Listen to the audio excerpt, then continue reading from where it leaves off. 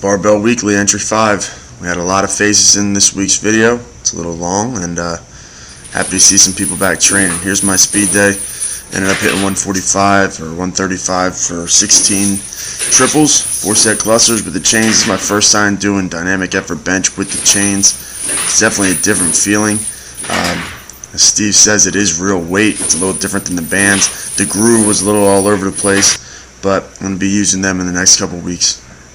Here is Blair. Awesome to have Blair back in the gym. He's working with about 155 for sets of 6 we did on the incline. My secondary barbell movement for the last 2 weeks, I worked with 205 for 3 sets of 6. Hoping to get Blair back in the gym. He's a real strong kid. He's getting married in October, and he's just a house when it comes to lifting. So he's definitely naturally talented. Here's Steve. Steve's working. This is actually Metro Gym. There was a different camera angle because some bro took his bench, but this is his 5+ day. He ended up working with about 255, I believe. Came close to about 9. Really driving hard through the top of the lockout. Look at the guy behind him, completely staring at him, afraid that he's going to drop it. But he finishes the lift strong. His bench is definitely coming along big. Here's Kyle. He's working with about 200 pounds, I believe, for about 5 sets of 10. He's still working with relatively light weight, so his feet are up on the bench. He's got a test week coming up, and then we are moving on to, I believe he's going back to 531, so we'll see. I am back squatting. I did 8 sets of 3 with 205 and 80-pound and chain for my dynamic effort squat day. Just have 3 clips for you. I like to change my feet around, just like Louis recommends for the bench. Moving your hand grips around for your 9x3 or whatever sets you want to do for your speed bench. I like to do the same with my my squat. I like to go wide, tight, just to make sure I'm burning my hips through.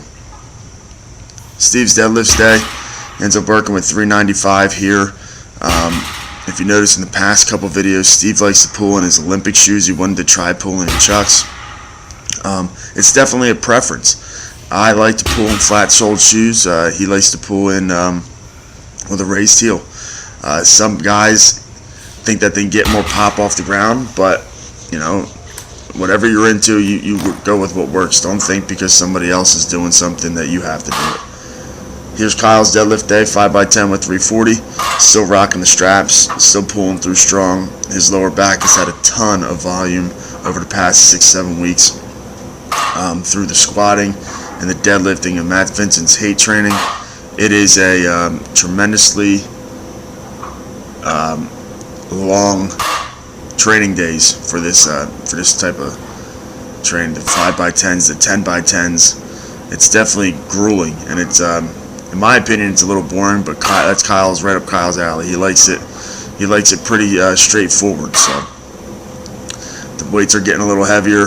I know he's anxious to move on from it because it's wearing him down a little bit. Here's my max effort bench day with the football bar. I worked with 235 with 80-pound of chain.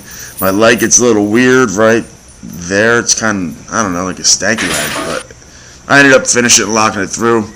I was going to do that again for a double or a triple, but I said I'll just hit a single at 245. That bar is a pain in the ass to pick. I've said it in other videos. It's just so hard to get it off by yourself, and I feel like my hands are always slipping out of place. I moved on to 3 sets of 5 at 185.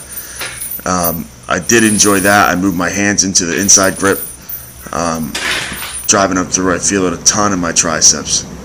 There's Kyle's overhead day. We have back-to-back. Kyle's going to show you some overhead here, and then Steve. If you look at Kyle, he likes to get in the groove, and he likes to move through the reps.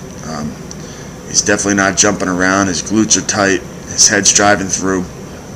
And you're going to see Steve. Steve does a little bit of a different technique when it comes to pressing. He likes to get settled at the top, take his breath, and stand strong. He's working with, I believe, 170. It was his 5+ week. But yeah, he likes to gather himself at the top. I like to gather myself at the bottom. I haven't overhead pressed in a couple weeks. I got to start putting that back into my routine. But yeah, like I said earlier with the shoes, you find what you like to do and you do it your way.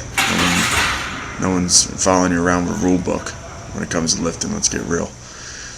Here's Kyle's squat day. 315, 5x10. You can see all the toys in Kyle's gym. He's got some kegs. He's got some strongman trainers. He's got some stones, GHR. He's got his rower. Home gyms are great, man. I'm really starting to look at mine as like my baby out in my garage. So, I feel like I check on it every day when I come home from work. Definitely sounds weird, but it has everything you need. So if you're definitely tired of, going to a public gym, or your gym doesn't allow chalk, or it doesn't allow weights to be banged around, maybe you want to look into getting a home gym, because you can definitely get great deals online and have a pretty sweet setup in the comfort of your own home. Here's Steve's squat day. We ended up working with the cambered bar and a 100-pound chain. We were talking, Steve's squat is definitely by far his weakest lift.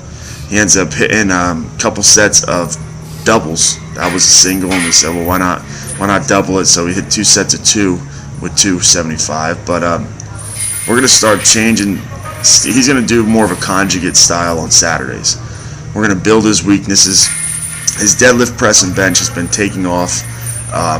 But when he comes in on Saturdays and we're all together, he's just going to kind of follow along whatever the main movement is, because we got to build up some weak points on him.